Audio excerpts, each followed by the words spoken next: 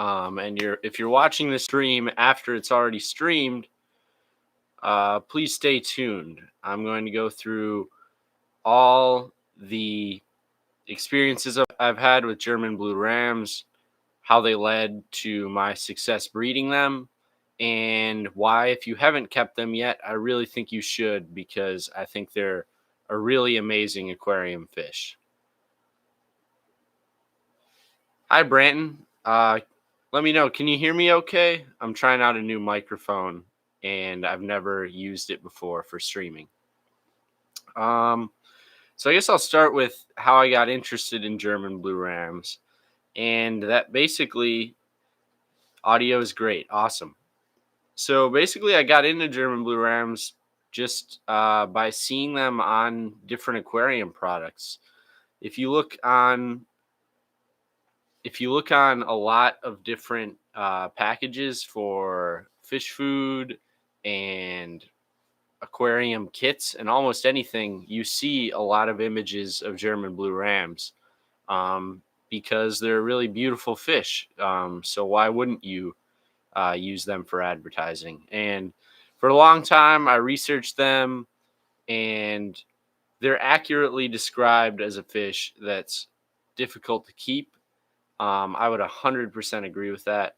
They've been difficult for me to keep, but I'm going to go through some of the things I learned that made them a lot easier and should lead you to a higher likelihood of success. I'm not going to say guarantee success, because a lot of times with rams, if you don't get them from the best source, or if the water that they're used to and where they've grown up is very different from yours, you may have a lot of trouble. But there are some things you can do that really raise your odds of success. One of the biggest ones is keeping them at a high temperature.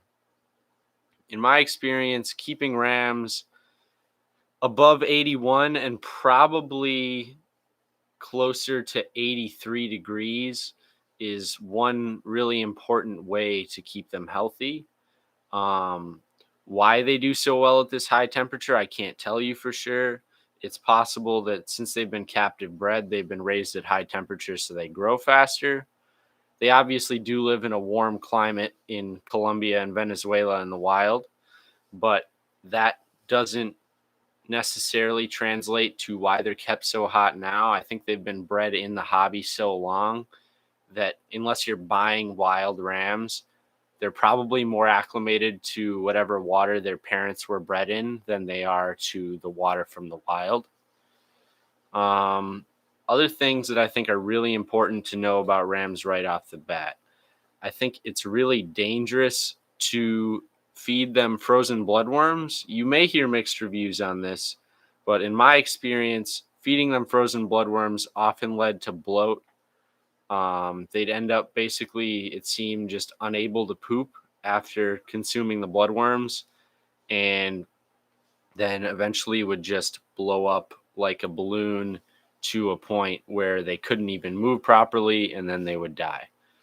So I would avoid frozen bloodworms.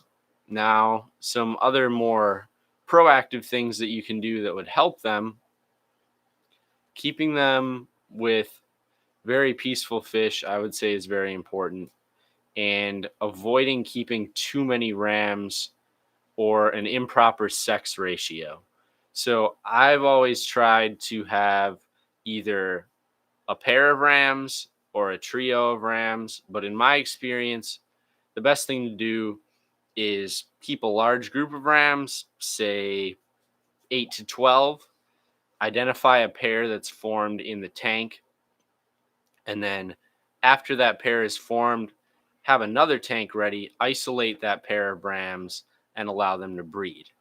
And you can see in the thumbnail of this video, the picture on the left is a picture of one of my first pairs of rams that I was able to develop in my 40 breeder aquarium. And in that aquarium, I had more than just 2 rams. But if you were really trying to breed rams, the best thing to do would be to have somewhere between a 10 and 20 gallon tank, fairly well established, maybe with some Java moss, an established sponge filter in it. Transfer those 2 rams over, and that would be an ideal tank for a breeding setup. And that's ultimately what I ended up doing. I ended up I successfully raised one ram, my first ram that I ever bred, by isolating some eggs. And I didn't do a very good job. Only one ram survived, but then I was able to acquire a female, pair him with the female in a 15-gallon aquarium. And what ended up helping me here was making it easier to be consistent. So, in an ideal world, I think you would feed live baby brine to a pair of rams you're trying to breed every day.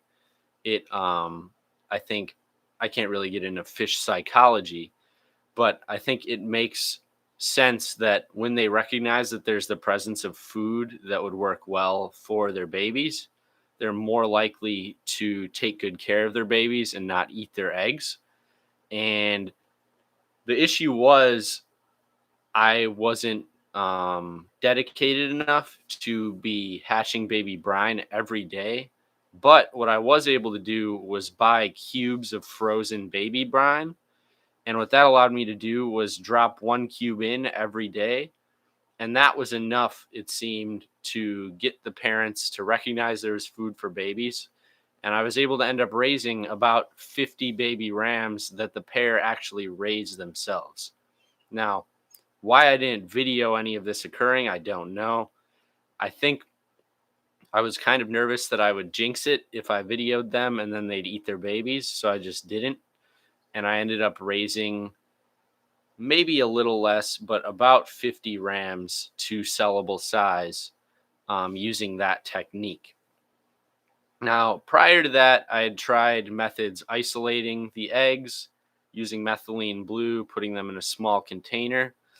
And the thing that I struggled with that was that when the rams are first born, they're at such a small size that it's really challenging to find things that they'll eat. Some people use vinegar eels, some people use microworms, some people use infusoria, which you can culture by putting a blanched lettuce leaf in a jar.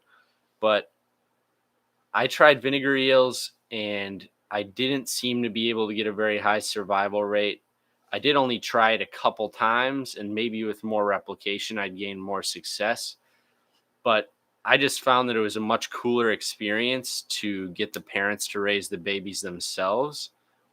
And that leads into one of the biggest reasons that I absolutely love rams. Not only are they possibly the most beautiful fish of all the freshwater fish I've seen kept, but they're also one of the most interesting behaviorally. Um, and if you look in the thumbnail on the photo on the right, you can see a female tending to her eggs laid on a piece of slate. Um, and you can look up videos online. If you look up a video of German blue rams spawning, it's something really cool to see. Um, it's kind of hard to mimic without, you kind of just have to see it. But the female and male will actively look at a piece of slate and peck at it really hard, trying to clean it as well as they possibly can.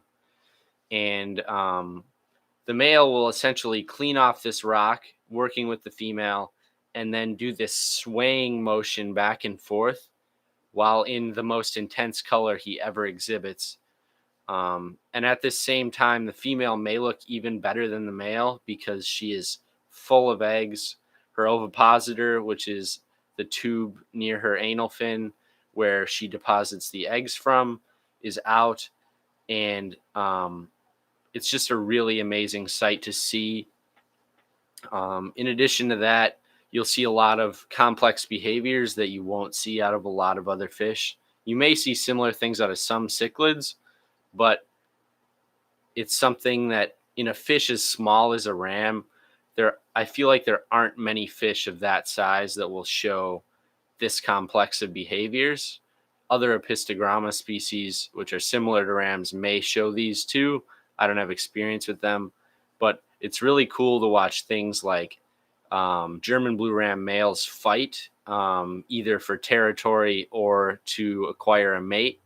I think part of the reason they're called rams is because of this fighting technique they have where they'll raise up across from each other and slam their heads together, or probably more their mouths. But it's really amazing to see them doing that and just see how their color intensity varies by sort of the mood they're feeling. When a fish is feeling really good and really tough and he's feeling himself, he'll be in the most bright reds, blues, iridescent color you'll ever see out of the fish. And when he loses that fight or is stressed, they'll turn almost just white or dark black, depending on their overall color makeup. But that's one of my favorite things about rams. And the couple times when I've gone a while without having them and then gotten them again, I just always get reminded of how unique it is to watch them, because they're I've never kept a fish that behaves in the same way as a German blue ram, looks like a German blue ram, and that's why they're my favorite fish. If you haven't experienced them before, like I said, they are harder to keep. You're going to want to keep the temperature in your aquarium high. You're going to want to try to keep the water as clean as possible. I would argue, rather than chasing a certain pH range, shoot for stability. My water has a pH of 7.8, and I successfully bred rams in that pH. There may be some people with higher pH, but compared to what most people say is desired for breeding Amazonian fish, 7.8 is very high. So I don't think that's going to be the reason that you have trouble breeding rams.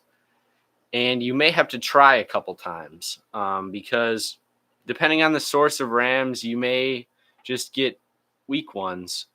And as you keep more fish, you get better at identifying if a fish is healthy or weak. If you walk into a fish store, try to use it as practice, just looking at a lot of different kinds of fish and going, does this fish look healthy?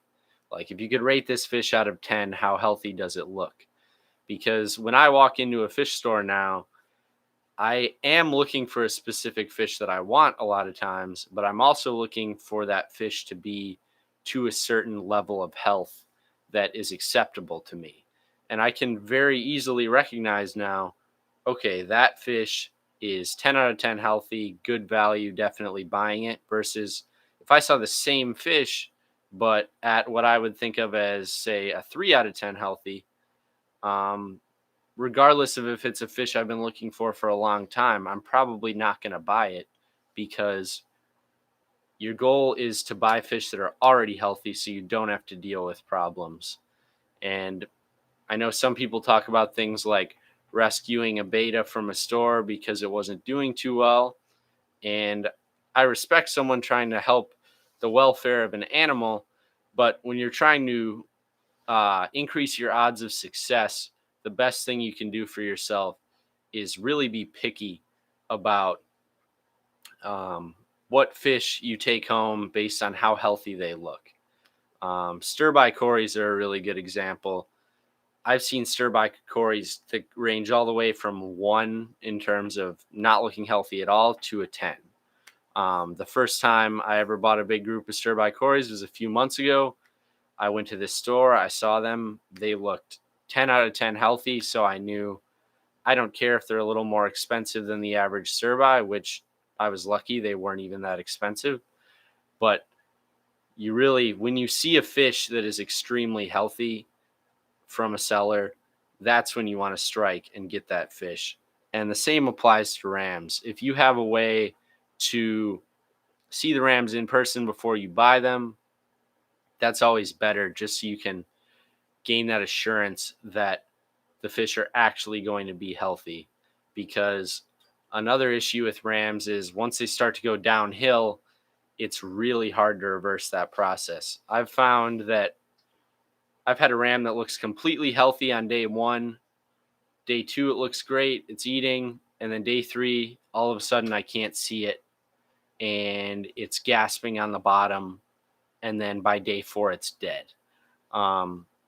So I've never really found a way to, I've never had a ram that went downhill and then recovered.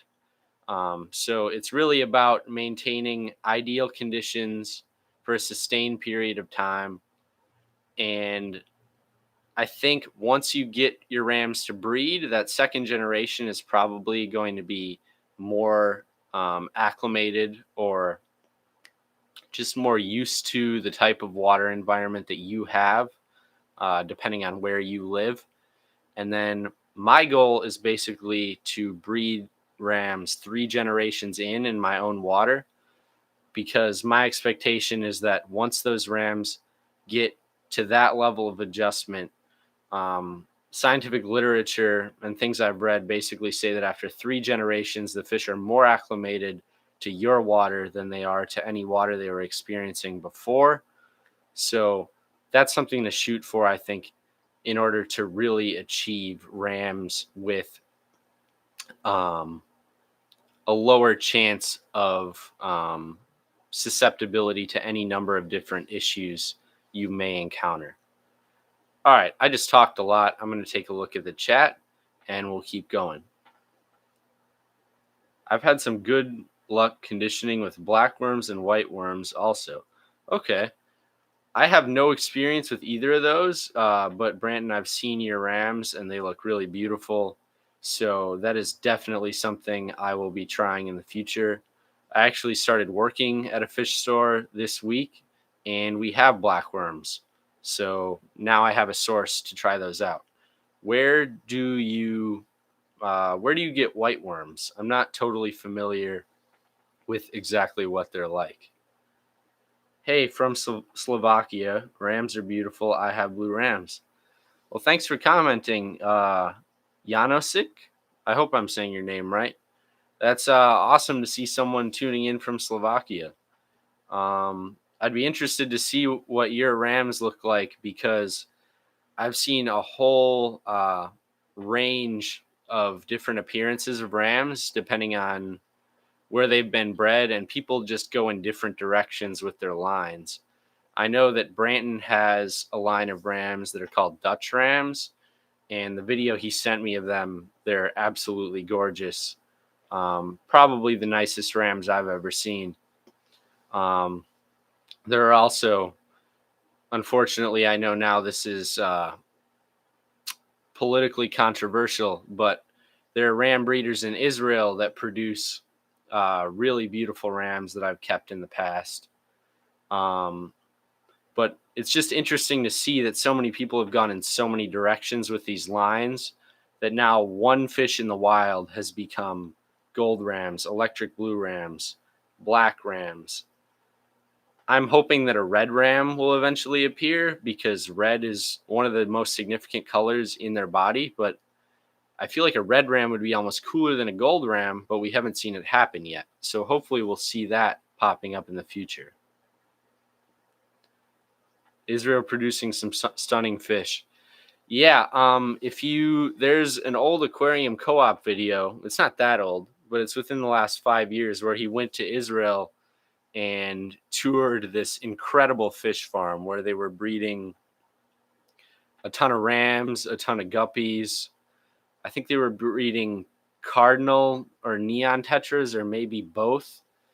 And they had a brine shrimp cone that was probably, you could swim in it like a pool almost. It was so big. So it's really incredible to see how different people are raising fish all over the world. And that's one of my favorite things about this hobby. We can keep fish. I can keep a fish from Colombia. I can watch someone in Colombia keep the same fish. The Germans mastered the breeding of German blue rams, even though they're from Colombia. And now there are lots of breeders in Southeast Asia breeding them. I also would really like to go to Germany and Japan in the future, just to see some of those areas of the world where I feel like it's, I guess, a little more culturally accepted to be obsessed with fish. Because in the US, a lot of people have aquariums, but I feel like it's not as, it's a smaller niche interest in our region, where in other parts of the world, I feel like maybe not everyone, but almost everyone has a fish tank. And I think that's really cool because some of the best parts of my day are meeting a random person, happening to mention that I have aquariums, and then realizing that we have that common interest. And I think these live streams are a great way to connect with more people that share that interest and try to spread it to as many people as we can, because it only gets more fun when you're able to learn about these amazing animals um, with a group of friends as well. Let's see. Super easy to culture, maintain as long as you keep the gnats out. Interesting. I've uh I've cultured some microworms and banana worms before, and I know they got stinky. Um, but that's interesting. I'll have to look into that and maybe talk to you about that off stream. Um, I'd also be interested to know if there's any risk of parasites or anything when doing something like that, because I have been fighting some parasites in my angelfish and the cories that are in the same tank as the angelfish. So I'm considering just running through all my tanks and deworming everything to hopefully just make all my fish 100% healthy.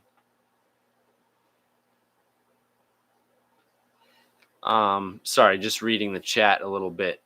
So let's see. Um, I guess next I'll talk about sort of the direction I want to go with the next few months and what my goals are for the channel. I realize we only have 2 people watching right now, but if anyone has any questions, feel free to chime in. Um, but basically, my plans right now are I'm trying to start shipping fish, which I know I mentioned in the previous stream. I've done one test run, and it seems like I think I'll be fine to start shipping white clouds for sure. So if anyone's interested in ordering white clouds, please let me know. I'm thinking about putting them up on the website. I'm just trying to make sure that I don't end up killing fish shipping them, because I don't have an 100% handle on everything I'm doing with it. But hopefully within a month, I'll be shipping Chindongo Solosi, white clouds, creamsicle mollies, possibly angelfish. Um, I have a big group of angelfish that are ready to sell in terms of size, but their fins are a little nipped up. I originally thought that I wasn't going to be able to rehabilitate them. I thought the fins were a deformity, but I was able to isolate one that had really beat up fins, and after about a month, his fins are completely back to normal.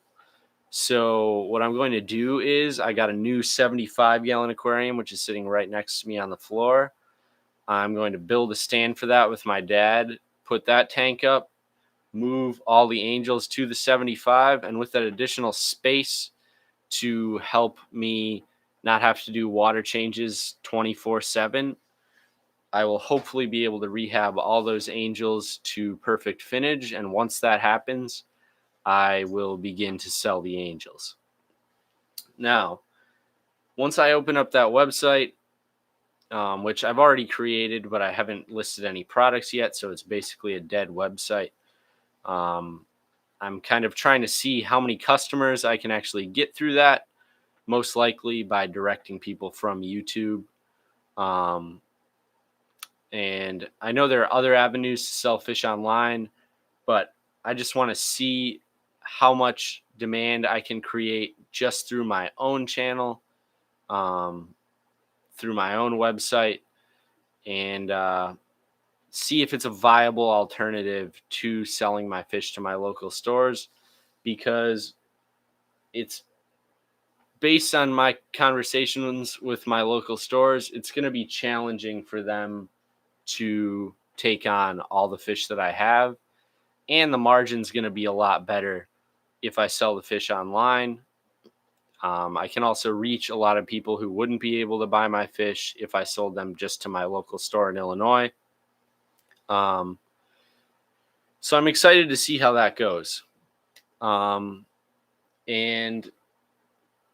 as you can see behind me in this tank, there are a bunch of Chindango Solosi in here.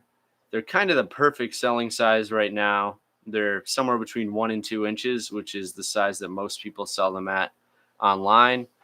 Um, so hopefully, if I'm able to cultivate enough demand, um, I'll be able to finance my next, I guess, kind of reinvestment into my business with the funds that I accrue from selling my current stock.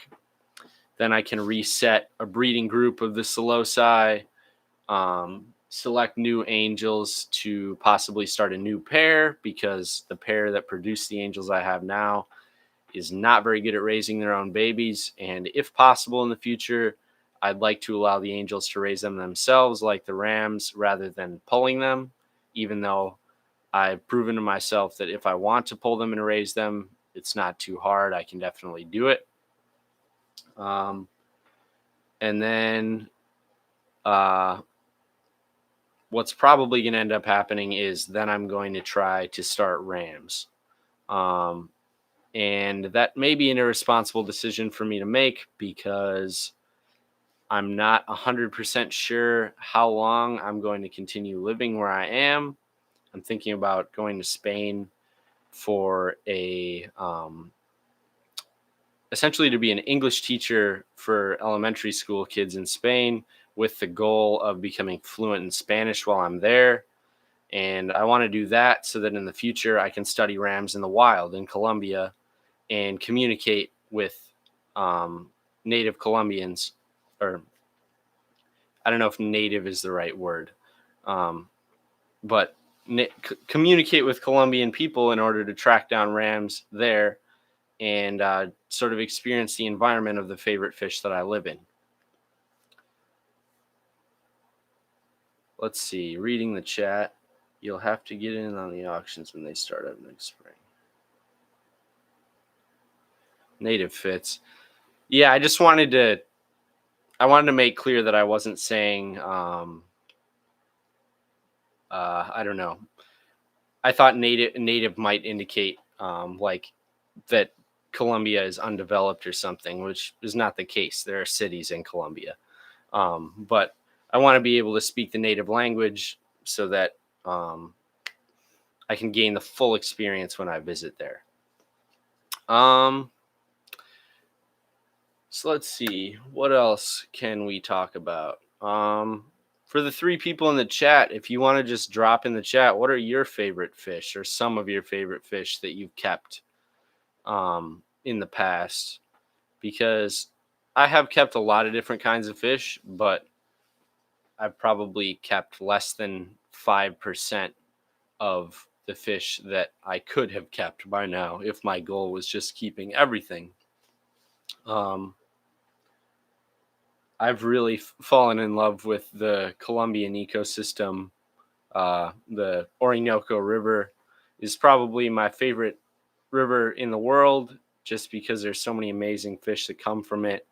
The German blue ram, cardinal tetra, rummy nose tetra, Corydorus fibrosus.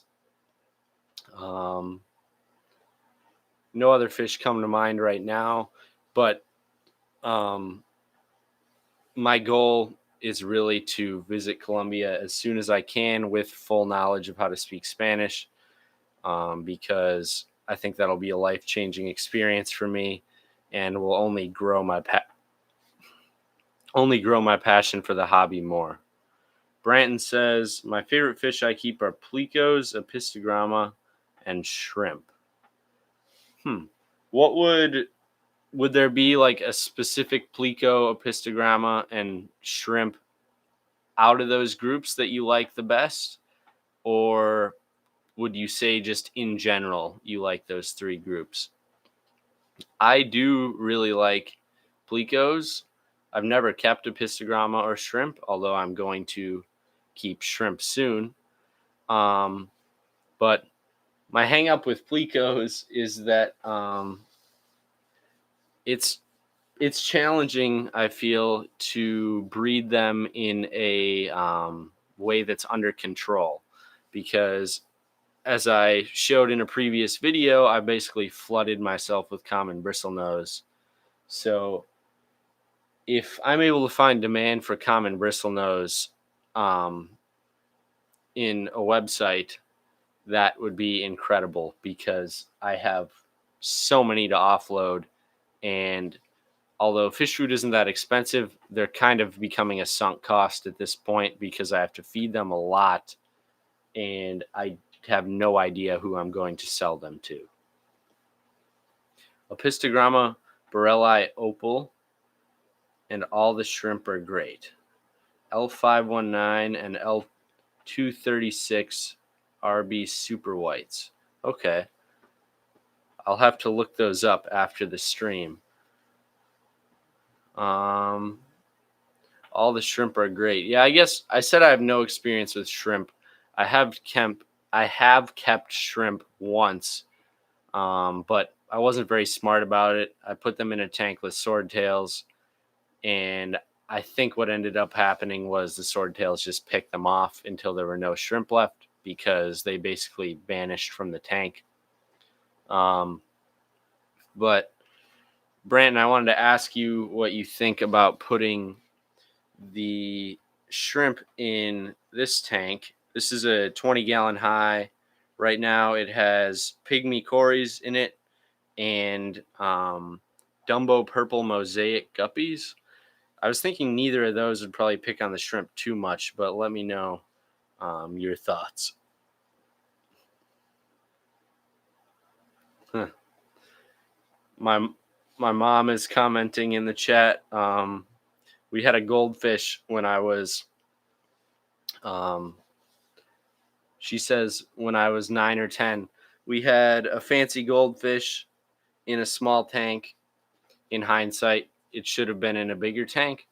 But I recognized that the goldfish had a parasite on its tail. It was basically like a disc. It almost looked like a little stingray latched on to the tail of the goldfish.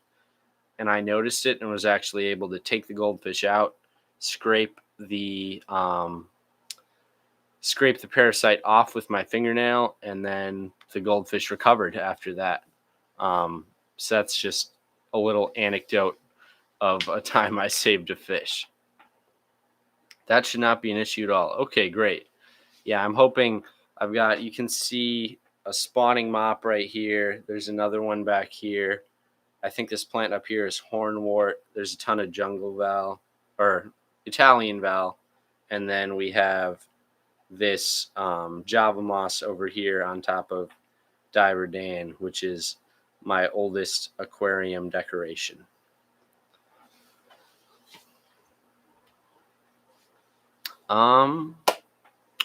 So I don't want to toil on too long, because I feel like I want this stream to be good for the people watching right now, and also possibly be rewatchable for people in the future. Feel free to leave a comment if you have any thoughts on other topics I could do on the future, or things I could improve. I really appreciate you guys watching, and I will catch you guys in the next one. Have a good rest of your Sunday.